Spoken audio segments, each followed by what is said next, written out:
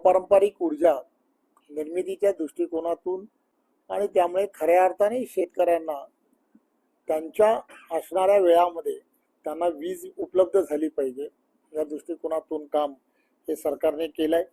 वेगवेगळी धोरणं त्यामध्ये सरकारने केली। आपण जाणता की मत्स्य या विषयामध्ये आपण सर्वजण जाणता की त्याला सुद्धा मत्स्य व्यवसायाला कृषी दर्जा देण्याचं काम सुद्धा या सरकारच्या माध्यमातून करण्यात आलं।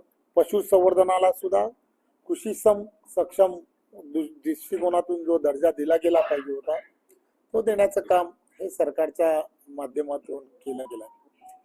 ही एक प्रकारे सरकार आणि सरकारने शेतकरी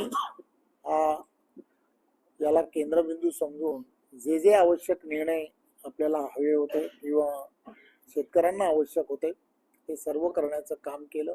शेतकरी सन्मान योजनेच्या माध्यमातून शेतकऱ्यांना आणि नमो सन्मान योजनेच्या माध्यमातून केंद्र आणि राज्य हे दोघंही त्याच्या पाठीशी खंबीरपणे उभे आहेत हेही वारंवार दाखवण्याचा प्रयत्न हा सरकारच्या माध्यमातून झाला। आपल्याला माहित आहे की जलसंवर्धन हे सर्वात मोठं काम हे देवेंद्रजींच्या नेतृत्वातल्या सरकारच्या माध्यमातून झालंय आणि त्यामुळे वेगवेगळे प्रकल्प की जे प्रकल्पांच्या बाबतीमध्ये आपल्याला माहित आहे की जे प्रकल्प बऱ्याच वर्षापासून प्रलंबित होते, सिंचनाच्या प्रकल्पामध्ये विशेष करून गुंतवणूक करण्याच्या दृष्टिकोनातून फक्त विचार हा केला जायचा, परंतु त्याला मान्यता देण्याचं काम हे सरकारच्या माध्यमातून वारंवार झालं आणि असे अनेक प्रकल्प जे प्रलंबित होते त्यांना एक वेगळ्या पद्धतीने जमा देऊन त्या कामांना खऱ्या अर्थाने सुरुवात केली गेलेली आहे हे आपण सर्वजण जाणता।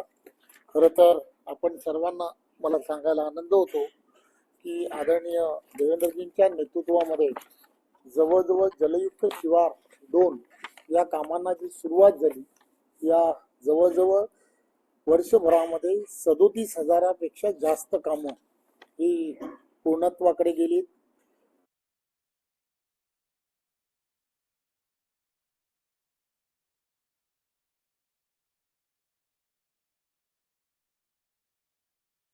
या सरकारचं या 1 वर्षामधलं असणारं योगदान आहे हे शेवटी या सगळ्या गोष्टीमध्ये एक मोठं पाऊल महाराष्ट्रामध्ये टाकण्याचा प्रयत्न केला गेला आहे। नदी